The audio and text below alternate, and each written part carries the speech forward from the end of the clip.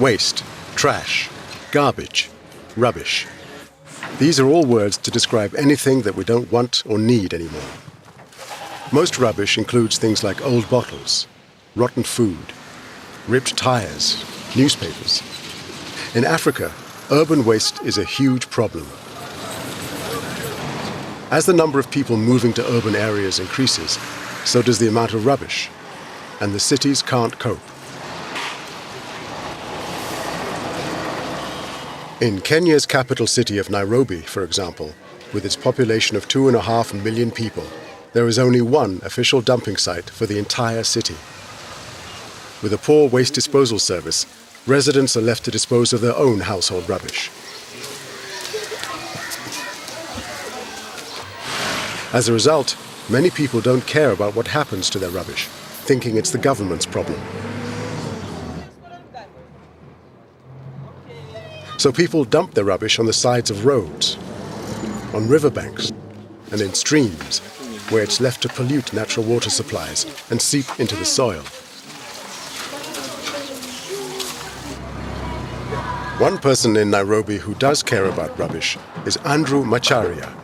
A former truck driver, Andrew set up the City Garbage Recyclers Self-Help Group in a residential area of Nairobi.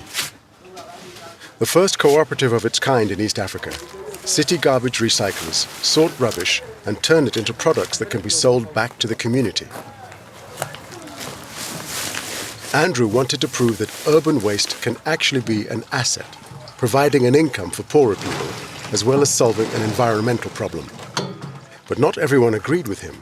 There was a big problem, even to my family, because since it was the first time somebody talked about waste, when you talk about waste and you want to go to the waste, they think you are also wasted yourself. So the idea was not a good one, because like you see, we had no shade. We were here, it was raining, we were in the waste, so everybody looked at us and said, what are these people? They could not imagine that we were doing something, we could not get anything out of waste, because when they throw it away, they think there's nothing in it. So when they see you in it, they think that maybe your head is not working properly or something, or there's something wrong with you. They don't think about you, that you get a future. But when we got a donor and we got some money to fence the place, put electricity, put telephone, and buy that pickup for our transporting of the community. That's when they thought again and said, oh, we thought he was doing nothing, but now we can see he was doing something. And when they see visitors coming, like you are here now, that's when they think twice that this man could have been thinking something that we did not see. Proving that waste doesn't have to go to waste, the recyclers make rubbish valuable again. Once it arrives, they divide the rubbish up into organic and inorganic matter. Organic waste includes food produce like fruit and vegetable skins, all of which contain nutrients that can be used to make compost and manure for farming. Andrew has also found a clever way of producing a popular alternative fuel. Charcoal briquettes are made by mixing leftover charcoal dust with a liquid paper pulp. After leaving them to dry, the briquettes are sold to the local community. Inorganic waste, like plastic, is recycled into useful products like mattresses, which are also sold. The money that this generates helps pay the wages of the young people working at City Garbage Recyclers. We formed this as a self-help project where it could help us as a group. But because money is not there all the time and people expect to get money very quickly, some people drop out. And when they drop out, what we do is the money we get, we employ the young people like the one you see around here.